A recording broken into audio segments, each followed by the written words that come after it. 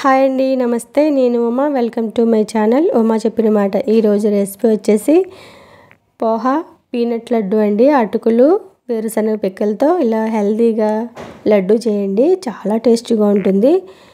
ఎప్పుడూ ఒకే విధంగా కాకుండా ఇలా కొత్తగా ట్రై చేశారంటే హెల్త్కి కూడా చాలా మంచిది, రుచి కూడా చాలా బాగుంటుంది.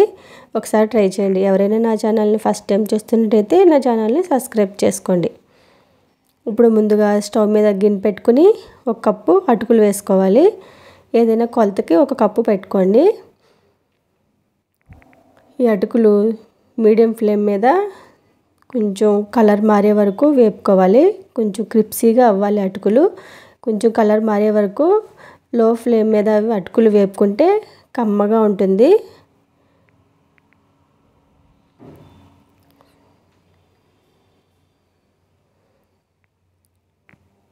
అందరికీ అందుబాటులో ఉన్న వాటితోటే ఇలా ఈజీగా తయారు చేసుకోవచ్చండి. చూడండి, అటుకులు ఇలా నలిపి చూస్తే ఇలా పౌడర్ లాగా అవ్వాలి. ఇవి వేగిపోయినట్టే. ఇప్పుడు స్టవ్ ఆఫ్ చేసుకుని ఇవి ఒక ప్లేట్లోకి తీసుకుందాం. ఇప్పుడు అదే గిన్నెలో ఏ కప్పుతో అయితే అటుకులు తీసుకున్నామో అదే కప్పుతో వేరుశనగ పిక్కలు తీసుకోవాలి.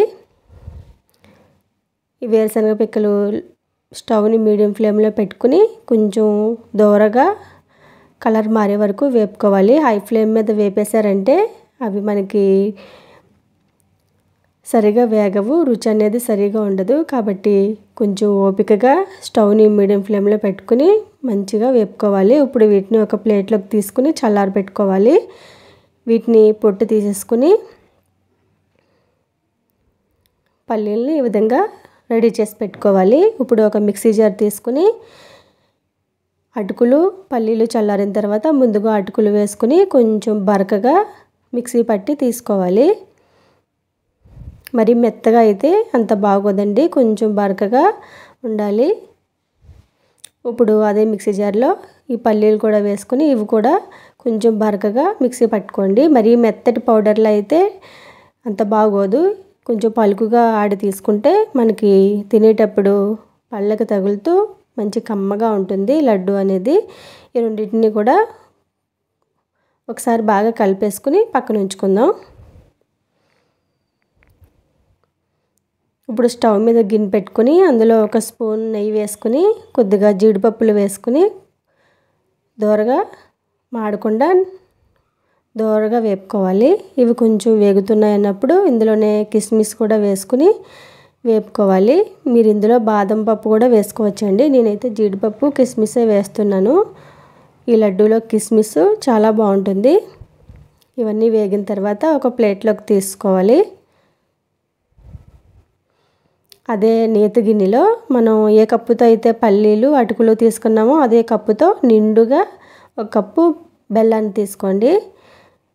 పావు కప్పు వాటర్ వేసుకొని ఈ బెల్లం అంతా కూడా వాటర్లో కలిసిపోయే వరకు బాగా కలుపుకోవాలి. ఇలా వాటర్లో కరిగిపోయిన తర్వాత మనకు పాకం ఏం రానవసరం లేదండి. చేతికి కొంచెం జిగురుగా అంటుకుంటే సరిపోతుంది. లేత తీగ పాకం రావాలి. అదే కొంచెం జిగురుగా అంటుకుంటే సరిపోతుందండి. ఇప్పుడు ఇందులో మనం వేపుకున్న జీడిపప్పు కిస్మిస్ని వేసుకుని ఇందులోనే మనం అటుకులు పీనట్ మిశ్రమాన్ని కూడా వేసేసుకోవాలి. వేసుకుని ఉండలు లేకుండా గట్టిగా కలుపుకోవాలి. ఇలా వేసిన తర్వాత మనం ఆల్రెడీ ముందే అటుకులు పల్లీల పొడి కలుపుకున్నాం కాబట్టి ఇందులో ఉండలు అవి కట్టకుండా కొంచెం కలుపుకుంటూ ఇది దగ్గర పడే వరకు ఉడికించుకోవాలి. చాలా తొందరగానే అయిపోతుందండి స్వీటు. వంట రాని వారు కూడా చాలా ఈజీగా తయారు చేయొచ్చు ఈ స్వీట్ని. ఇలాగ మీడియం ఫ్లేమ్ మీద ఇలా నెమ్మదిగా కలుపుతూ ఉన్నారంటే మనకి అది ఉడికే కొద్దీ దగ్గరికి అయిపోతుంది. ఇలాగ మనకి ప్యాన్ నుంచి సపరేట్ అవుతున్నప్పుడు స్టవ్ ఆఫ్ చేసుకోవాలి. చూడండి, రెడీ అయిపోయింది.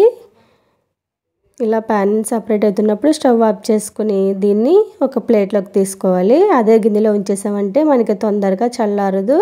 కాబట్టి వేరొక ప్లేట్లోకి తీసుకుంటే చల్లారి పెట్టుకోవాలి.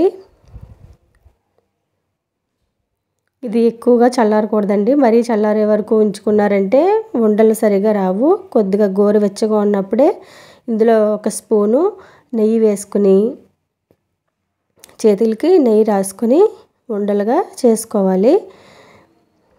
అటుకులు, పల్లీలు, బెల్లం ఈ 3 కూడా హెల్త్కి చాలా మంచిది కదా. ఇలా హెల్తీగా లడ్డు చేశారంటే చాలా రుచిగా ఉంటాయి, హెల్త్కి కూడా చాలా మంచిది. ఒకసారి ట్రై చేయండి.